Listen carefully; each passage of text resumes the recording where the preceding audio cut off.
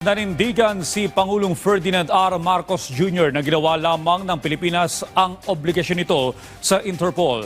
Naarestuhin si dating Pangulong Rodrigo Duterte. Gina Pangulo, sinunod ng pamahalaan ang lahat ng legal procedures kaugnay dito. Nilinaw din ng Chief Executive na walang halong pamumulitika sa nangyari. Yan ang ulat ni Clazel Pardilla. Tuluyan ng naaresto at pinalipad sa The Hague, Netherlands si dating Pangulong Rodrigo Duterte na naharap sa kasong crime against humanity sa International Criminal Court dahil sa kanyang madugong laban kontra illegal na droga habang presidente noon ng bansa at pinuno ng Davao Death Squad nung alkalde pa si Duterte. Nanindigan si Pangulong Ferdinand R. Marcos Jr. na hindi kailanman nakipagtulungan sa ICC. 2019 nang tuluyang kumalas ang Pilipinas sa naturang hukuman, pero pinanatili nito ang bansa bilang miyembro ng International Criminal Police Organization o Interpol, kung saan humingi ng tulong ang ICC. Hindi natin kinakausap yung ICC. Marami silang hinihingi sa atin ng mga dokumento, wala kaming binigay. Yun lamang, hindi natin mahindian ang Interpol. Pag sinabi sa atin, tulungan nyo kami, kailangan namin kunin itong taong ito. Dahil kung maalala ninyo, lahat ng mga tumakas dito sa Pilipinas, kagaya ni Alice Go, kagaya ni Arnie Tevez, kung sino-sino pa, pati naman yung mga human trafficking sa Myanmar, pati sa mga nadadamay. Sinong tumulong sa atin para makita natin yung mga ating kababayan na inaapi at ginagamit sa masamang paraan?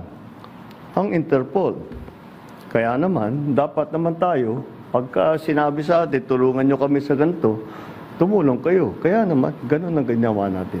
Mariinding pinabulaanan ni Pangulong Marcos ang paratang ng kampo ni Duterte na wala umanong arrest warrant, hindi na ayon sa batas at labag sa karapatang soberanya ng bansa ang paghuli sa dating presidente. So yes, there is a very clear document that will explain that will explain the basis on how we conducted this arrest of former President Duterte. We followed every single necessary procedure. We had a very good basis on which to serve that warrant and to read him his rights. We followed all the legal procedures that are necessary. So I'm confident that if in further examination, you will find that it is proper and correct. Lalong hindi raw pamumulitika at walang kaugnayan sa presidential elections ang pag-aresto kay Duterte. Politics doesn't enter into it. Bakit? Why that? You know, he's never going to be a candidate for anything. Why go after him? Di ba? At saka 2017 pa ito, wala pa ako. Civilian pa ako noon. So this is the evolution of his case, and this is where we end up.